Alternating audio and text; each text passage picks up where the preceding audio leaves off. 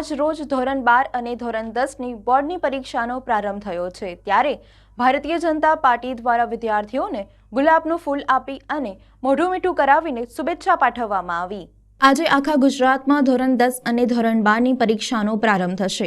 વડોદરા શહેરમાં 156 સેન્ટર ઉપર ધોરણ 10ના 47,000થી વધારે વિદ્યાર્થીઓ અને ધોરણ 12માં 28,000થી વધારે વિદ્યાર્થીઓ બોર્ડની પરીક્ષા આપશે।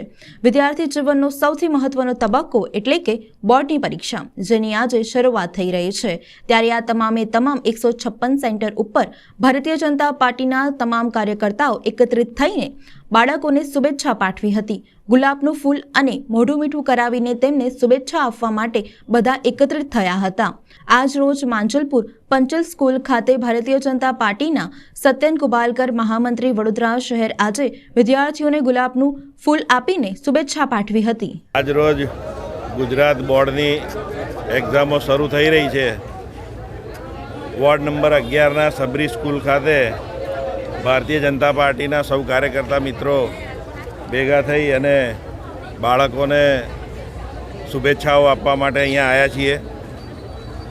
દરેક બાળકને પોતાના જીવનમાં એમનું ભવિષ્ય બનાવવા માટે આ એક્ઝામો મહત્ત્વની હોય છે અને એમાં એમને હોંસલો મળી રહે, હિંમત મળી રહે એ માટે ભારતીય જનતા પાર્ટીના સૌ કાર્યકર્તાઓ દર વર્ષની જેમ આ વર્ષે પણ બાળકોને શુભેચ્છાઓ આપવા માટે આવ્યા છે।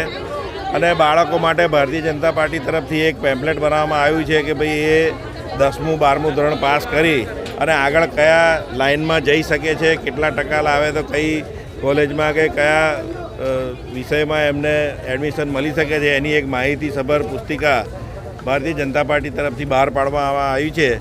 એ પણ અહીંયા વિતરણ કરવામાં આવ્યું છે જેથી કરીને તેઓ એક્ઝામ પાસ કરે પછી એમને સરળતા રહે કે ભાઈ અમારે કઈ લાઇનમાં જવું છે। તો આ રીતે આજે સૌ બાળકોને શુભેચ્છા આપવા માટે અમે અહીંયા એકત્રિત થયા છીએ। જીવન ઘડતરના પાયાના વર્ષો એટલે એસએસસીની પરીક્ષા।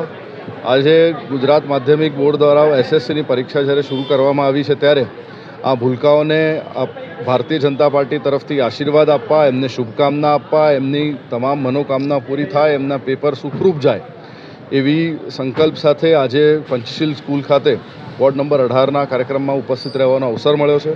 હું આપના માધ્યમથી દરેક બાળકોને એમના ભાવિ માટે ખૂબ ખૂબ શુભકામનાઓ આપું છું। ઉજ્જવળ ભવિષ્ય રહે, ગુજરાતના એ ખૂબ સારા નાગરિક બને, દેશના સારા નાગરિક બને એવી આજના દિવસે શુભકામનાઓ।